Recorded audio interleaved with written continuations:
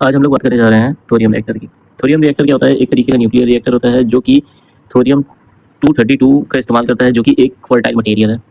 इसमें न्यूट्रॉन की बमबारी की जाती है और थोरियम किसमें चेंज हो जाता है? यूरेनियम 233 में चेंज हो जाता है, जो कि एक फिसाइल और sustain a nuclear chain reaction, एक चेन रिएक्शन क्रिएट होने लगती है। जैसे आपने पढ़ा होगा चेन रिएक्शन कैसे होती है। जैसे मान लीजिए ये एक यूरेनियम, इसमें न्यूट्रॉन की बमबारी करा दी गई, तो यहाँ से 3 और यूरेनियम के पार्ट्स निकल आते हैं, uranium uranium uranium.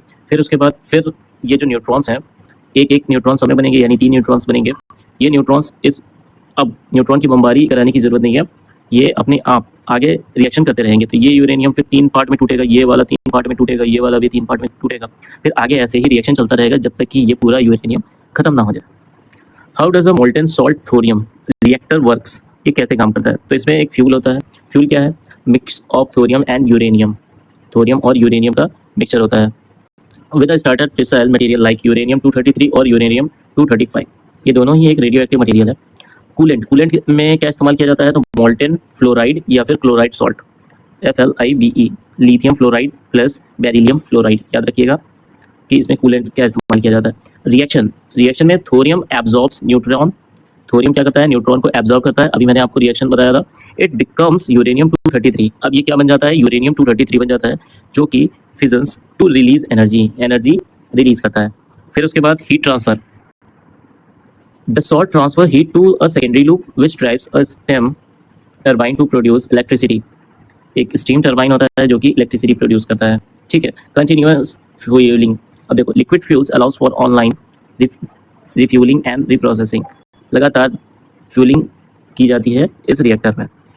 Y thorium? Thorium ही क्यों? इसके क्या एडवांटेज हैं? तो सबसे पहले अबंडेंस। यूरेनियम जो है वो बहुत कम मात्रा में पाया जाता है, जबकि थोरियम जो है उसकी अबेंडेंस बहुत ज़्यादा है, सबसे ज़्यादा इंडिया में पाया जाता है। Thorium is 3 to 4 times more abundant than uranium in the earth crust, जो कि अभी मैंने आपको बताया। Safety, molten salt reactors operate at atmospheric pressure reducing the risk of explosion. यानी फटने का कम डर रहता है। और ये रेडियो एक्टिव जो विकरण होती है, यानी रेडिएशंस जो होती हैं, यूरेनियम से कम पैदा करती हैं।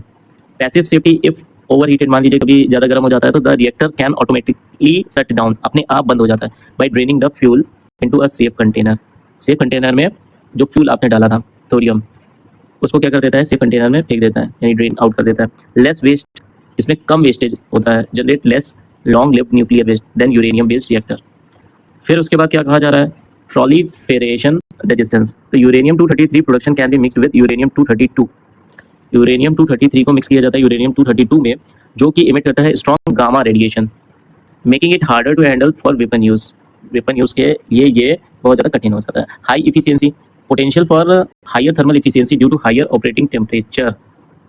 ये पॉइंट्स आपको पता चल गए होंगे। अब आते हैं अपने मेन मुद्दे पे, चाइनाज थोरियम रिएक्टर प्रोजेक्ट।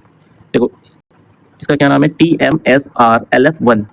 तो फुल नेम क्या है? Thorium molten salt reactor liquid fuel 1।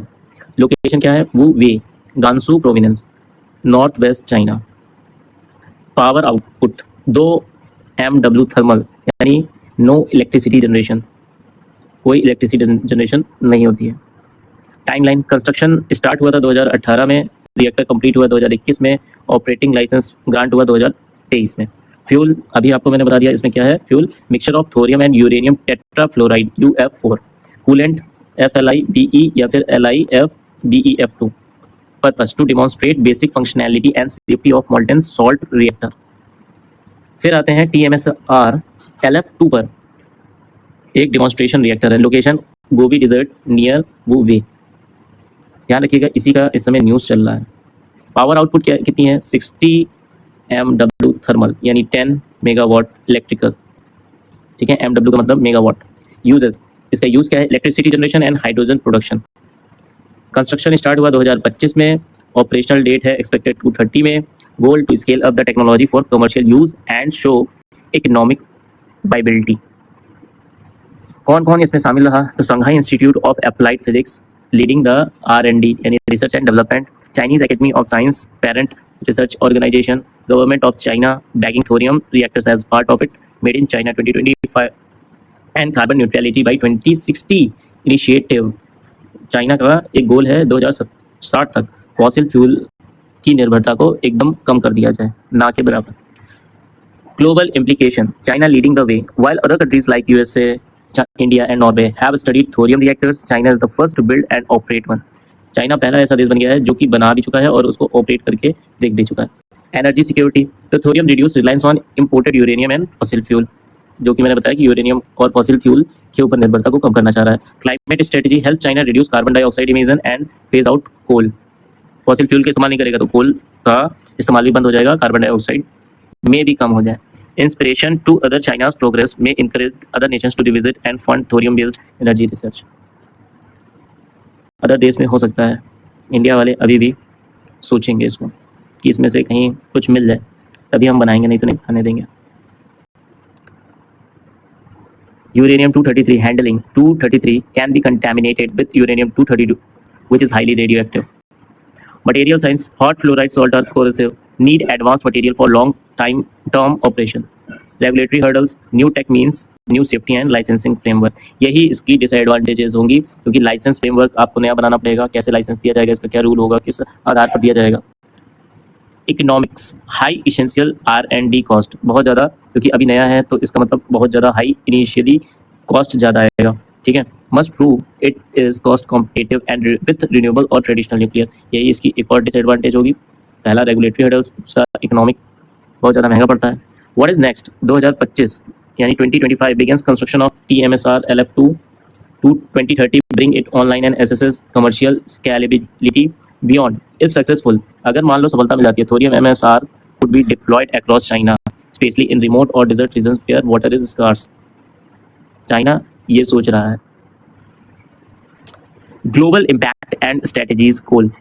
Strategies goal, why it matters: energy security, reduce China's reliance on imported uranium and fossil fuel. Climate goal, support China's pledge to reach carbon neutrality by 2060. ये important एक line हो जाएगी. Technological leadership, puts China at the forefront of the next generation nuclear tech. Desert deployment, ideal for water scarce remote region like Gobi desert, ये बहुत ही important desert है. Challenges and concerns, तो इसमें क्या क्या चैलेंजेस हैं देखो. Uranium 233 handling, can be contaminated with uranium 232 requires special shielding, मतलब बहुत ज़्यादा सुरक्षा की जरूरत है, नहीं तो रेडियो एक्टिव बहुत हार्ड 232 जो है वो एक बहुत ही हार्ड्स यानी बहुत ही खराब रेडियो एक्टिव मटेरियल है जो कि इतना ज़्यादा इफेक्टिव है लोगों की स्वास्थ्य और इन्वायरमेंट के लिए, इसलिए ये हैंडल करना बहुत ही कठिन है. Corrosion issues, hot salt are corrosive demanding advanced material, यहाँ पे एडवांस मटेरियल की जरूरत होगी क्योंकि इससे कोरोसिव हो जाएगा यानी कोरोजन प्रोसेस होने लगेगी.